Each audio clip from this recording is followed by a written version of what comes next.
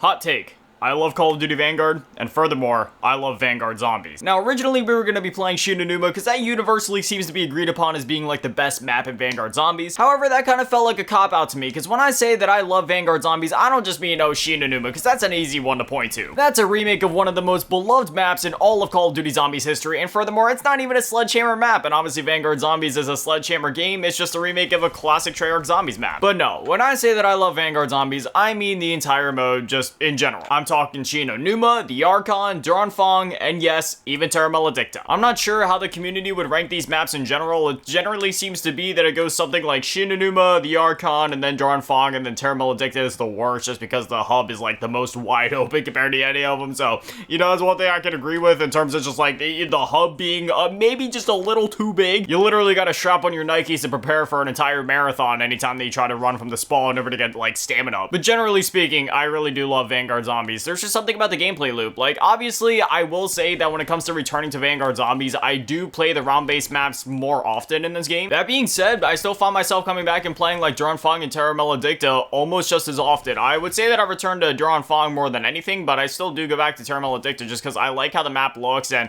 I know, you know, the Archon technically is just Terra Maledicta with a green tint over it, but that's the issue. That map is just kind of ugly with that green tint, if I'm gonna be honest, whereas Terra Maledicta is genuinely a beautiful map. Like, there's just something about the aesthetic of it where it's like that bright, vibrant desert, and I know it's like zombies, and it's like bright and vibrant with zombies. Does that really match? But I don't know. I feel like it works better in Terra Maledicta than it did in the Archon. And again, no disrespect to the Archon, because truthfully, I do love that map. I thought the Easter egg was amazing. The boss fight was freaking epic, even though I will admit that, yeah, the ending to it, it's a little anticlimactic. Like, it's satisfying when you defeat the boss, of course, but I don't know, there's just something about the way that it goes from being a big-sized model to immediately shrinking down to a normal human body-sized Cortifex, and then it just kind of, like, slowly falls into the abyss in like a really weird way that's totally unconvincing. Like, you can just tell like they didn't really even properly animate it. They just kind of like changed where his body is on the axis at like a steady pace without changing his animations or his pose or anything like that. That being said, it's also no secret that Vanguard Zombies in terms of the development team was essentially a skeleton crew, not just by the time that the season ended, but literally just throughout the entire season. Like, they had a skeleton crew there, and it was only getting smaller and smaller as the season went on. So it is a miracle that the Archon even came out being as cool or as epic as it was. Like, by the end of Vanguard Zombies, we were getting full on Easter egg quests and boss fights in Shinonuma. Like, the Easter egg there was genuinely amazing, and the same thing in Archon, you know? It was a really fun Easter egg. You had all the wonder weapons there. And even though this game only did have one unique wonder weapon technically with the shield, I thought the shield was a pretty cool wonder weapon. Let's see. No, we don't get anything good at the Covenant, so I'll just go ahead and level up my artifact. That's another thing I loved about this mode. I always thought like the Covenant system was pretty cool, and the way that you kind of have like two different currencies that you can, well, technically you have three currencies in the mode, but you have like one currency that can be used for like two different things. So it's like, hey, you can either spend it on the Covenants here, or you could spend it on this, and since you only get one every so often, it's kind of like a risk versus reward type that I wouldn't necessarily say risk versus reward, but it's rather just like, okay, do I want this one thing now, or do I want this other thing now? Because both can be genuinely equally as important, because you either level up your artifact and get cool abilities like being able to reload immediately as soon as you activate like Ether Shot, for example, or you can spend it on the Covenants to get something like Dead Accurate, which can really increase your damage by a huge margin and help out a ton. Furthermore, even though there was only a few objectives in this mode, you know, I'm the same guy that also only plays like the 4 objective modes in multiplayer all the time. I'm usually just flip-flopping between TDM, Kill Confirmed, Hardpoint, and Domination. One of them isn't even an objective technically, if you think about it, just Team Deathmatch running around killing people. And even though, yes, at launch we had way less in terms of objectives, I believe at launch we only had like 3 or 4 objectives. Again, that didn't really bother me because, you know, I'm just here to shoot zombies. The objectives are just kind of like a supplemental thing of like, okay, you're doing this as you shoot zombies, so it didn't really bother me. Because, yeah, you had a ton of people complaining like, oh, the objectives are so boring, but it's just like, dude, this mode was literally just like Outbreak Zombies from Cold War minus the open world. You know what I mean? Like, it was basically the same thing there, and I mean, everybody loved Outbreak, but when it came time for this mode, it was essentially the same thing. You were just doing objectives, and the only difference was that, you know, there wasn't an open world. Instead, it was more of a thing where, like, you're doing objectives to slowly open up the hub and kind of, like, open up the world, and then yeah, it was pretty cool, because, like, the objectives themselves took you to different places. Like, sometimes it would take you to Shinonuma here, or it would take you over to, like, the farm from the campaign, which they completely, like, transformed to make it all, like, spooky and zombified, and then sometimes it would just take you to different parts of Stalingrad there in the hub. It could also take you to like the rooftops of the one multiplayer map as well. And then again, once you're done teleporting, you come back to the world, and this is kind of like your time to re-up and get equipped for the next objective. Again, we got another one of those sacrificial hearts we can spend on either a Covenant or the altar thing over there. We can come over here, get our stuff ready.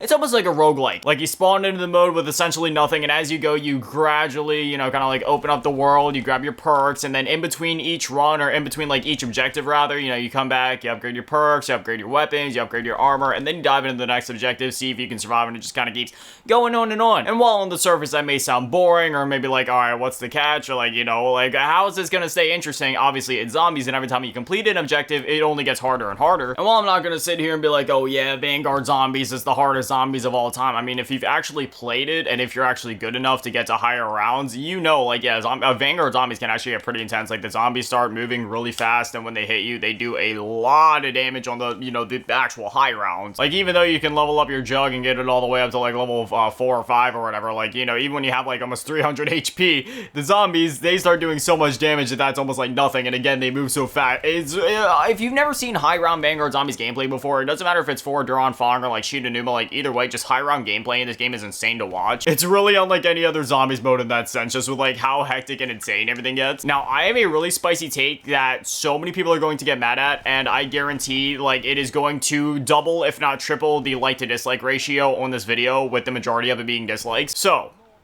I prefer the way that Vanguard Zombies feels over Modern Warfare 3 zombies. I'm not talking about the gameplay itself in terms of like, oh, I prefer this to the you know, open world, DMZ type, whatever thing that they're going for in that game. No, I'm not talking about the gameplay itself. I'm just talking in terms of like the engine and how it feels to move, shoot, and everything in this game when it comes to just killing zombies on a very fundamental level. I prefer how Vanguard Zombies feels. When it comes to game feel, it's one of those things that you really can't explain till you're actually sitting down and playing it. But if it's been a while since you played Vanguard Zombies, seriously, play this and then go and play the new MWZ. When it comes to the just like the satisfaction, I guess, of like shooting zombies, seeing the score pop up, and just the whole feel, the whole flow to the gameplay, I honestly prefer how Vanguard Zombies feels. It feels so smooth, even though it's on the same engine. Like, it feels really loose, but in a good way. Whereas when it comes to like MWZ, I'm not saying that the gameplay overall feels stiff or that it doesn't feel like satisfying to play, like, because of course it does. It's just that in comparison to Vanguard Zombies, MWZ definitely feels a bit more, again, I don't really know how to even explain it. It's just a game feel thing. I guess it just feels a bit stiffer in a way, but not in a bad way. It's just, again, Vanguard Zombies feels very loose and fluent and just very satisfying to play. I'm gonna hold off on leveling up the Covenants yet. Just go ahead and keep pumping it into my artifact. Usually I end up getting my artifact all the way up to level 5 before I really do anything with like Covenants and stuff like that. I try to wait till they're at least purple before I start picking stuff up, unless it's like Deadshot or Dead Accurate, in which case, yeah, I'll go ahead and get a blue one. And while I'm thinking of it, we're also gonna go ahead and run over here and grab Diabolical Damage, just so we can do a bit extra on the critical side of things. And now we've got one more to open up over here with the Harvest objective, and it is also worth noting that later on in Vanguard Zombies life cycle, before they ended up adding like actual round-based to the game, they did technically kind of add quote-unquote round-based in this map. Basically, once you open up that one building in the back that we're heading towards right now, you go into there and you like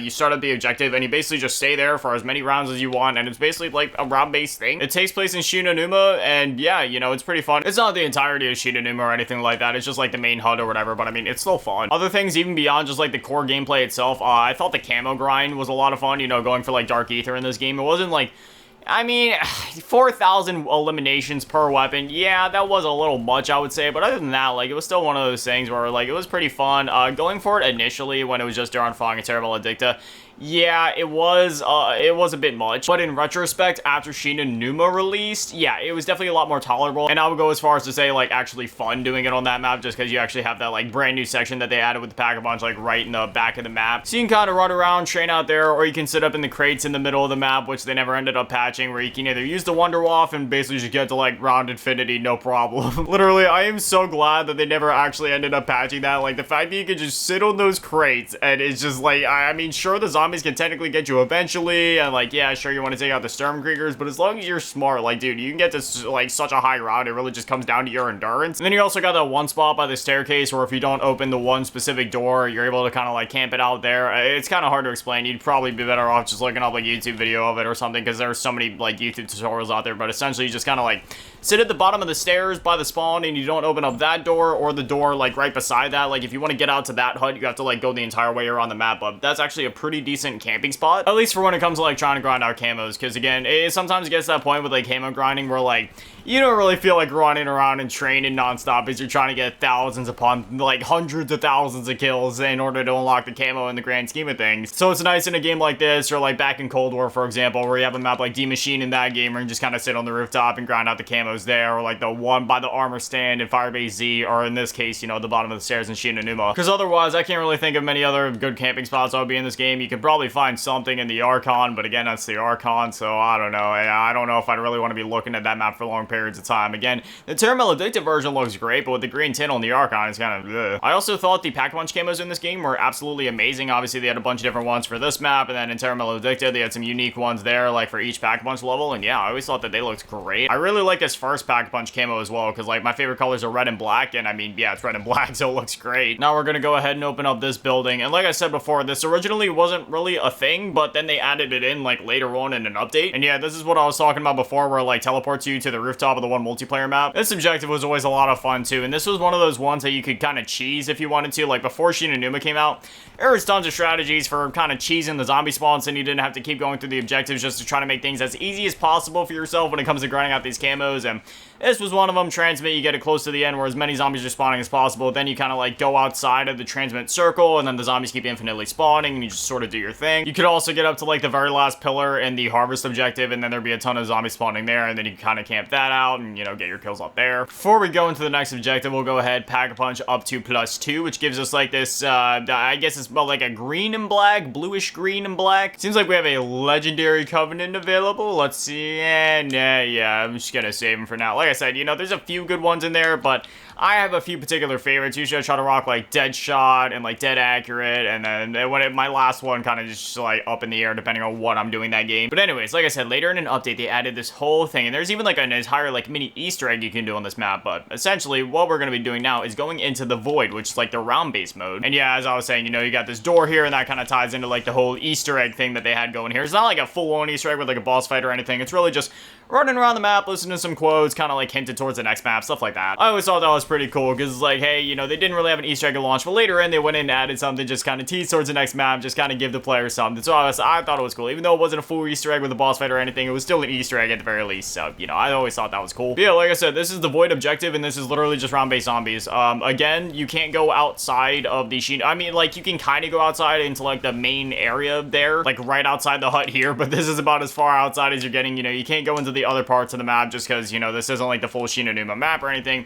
It's just the hut and this little outside part, but, I mean, it's, you know, it's, like, the full round-based experience, basically. You got all the mini-bosses and stuff. You got the Sturmkriegers there. You got the Zabalas spawning in, as well as normal zombies and stuff like that, and yeah, you know, it's a lot of fun. At this point, it's literally just round-based zombies, so, like, you know, of course it's fun, but yeah. Also, this was what I was talking about before. You can literally just kind of, like, sit up here with the Wonderwolf on, you know, Shinonuma, and the zombies, they'll have to do a thing where they try to, like, crawl up over here on the sides, and every time that you shoot them, I mean, obviously at that point it just kills them, so, you know, you just gotta sit here, and it really just depends on your endurance. So, I mean, hey, if you're trying to get to high rounds on Shinonuma, that's one thing you can do. On this map, on Duran Fang specifically, like, this doesn't really work as well because this thing is open, but on the normal Shinonuma, that isn't a thing. Like, they don't jump from here because this is actually blocked off as it was in the original map. They can only climb up from the sides. Things are actually getting pretty hectic, so I'm gonna go ahead and toss a monkey. Again, like I was saying, I know we're not even on a high round yet necessarily, but it's already getting a little chaotic. I always thought Zabala was such a cool mini-boss with, like, a cool attack. She's got the 3 different masks that you gotta take down, and then she does that thing where she kind of, like,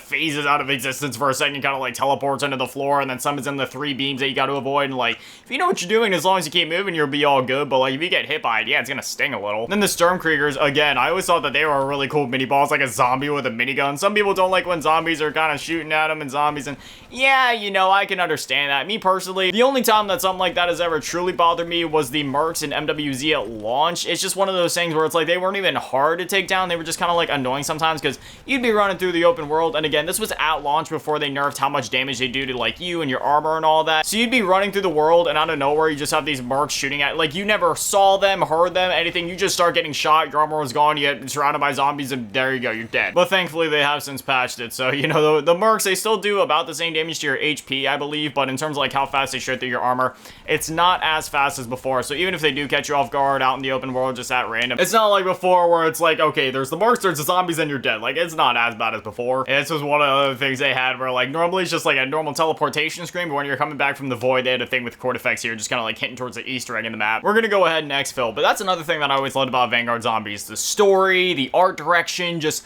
the themes inside of it. Like, we've seen a lot of stuff with zombies over the years, but in this game, they really leaned into, like, the demonic side of things, you know, like, dealing with, like, demons and all these artifacts and, like, ancient, you know, mystical powers and stuff like that. It's such a cool spin on zombies, and I thoroughly enjoyed it. And again, you know, the character's really cool. I always enjoy talking to, like, the deities or whatever, like, as you go throughout the map, you know, like, when you're talking to, like, Bellacar and stuff like that. All of them always, like, talking and, you know, sometimes even, like, arguing and just kind of, like, going back and forth as you're doing, like, Easter eggs or different quests. You're going throughout the map, and then you're also talking to the professor the whole time, and then sometimes you got, like, VOD list and cord effects coming in on the radio to put their 2 cents into it. So you, like, you know, you always felt their presence, and you always felt that threat of the villain, that being, you know, like, VOD list and especially cord effects, especially by the time that we get to the Archon, because, I mean, I don't think it's really a spoil. I mean, I don't know. Does anybody really care about spoilers in Vanguard Zombies? Obviously, you end up having to, like, work with VOD list to take down cord effects in the end, because cord effects does that classic thing of, like, oh, you think I needed you, mortal? No, I am the immortal cord effects. I don't need no pet. And then, yeah, it basically just, like, stabs VOD list in the back, and then you know, you have to work with him to take him down. And yeah, you know, again, I love the Archon. The boss fight in that map was awesome. But anyways, I could go on and on. I genuinely love Vanguard Zombies. There's so many amazing aspects to this mode, and it just makes me so sad that it was slept on at the time, and to this day, and in the future, it's going to continue to get slept on. Hopefully, you know, maybe sometime in the future where people will start to go back to it and be like, hey, this mode was actually a lot of fun, because I really do believe it was one of those things at the time where the community was just, you know, this isn't even just in Call of Duty, this is just online in general. People just kind of, it just becomes an echo chamber, right? One person says one negative thing, the next person repeats it, even if they haven't experienced that thing, and it just goes on and on.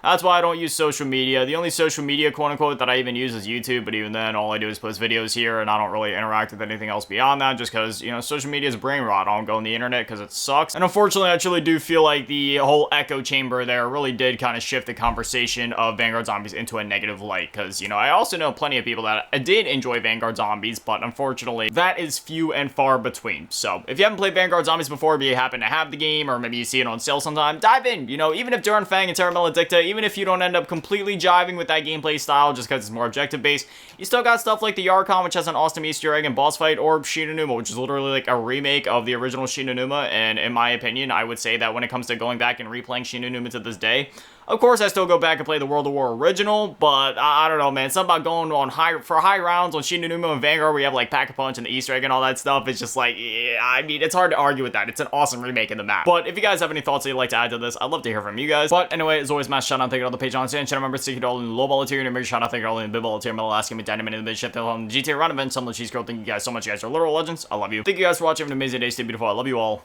Peace.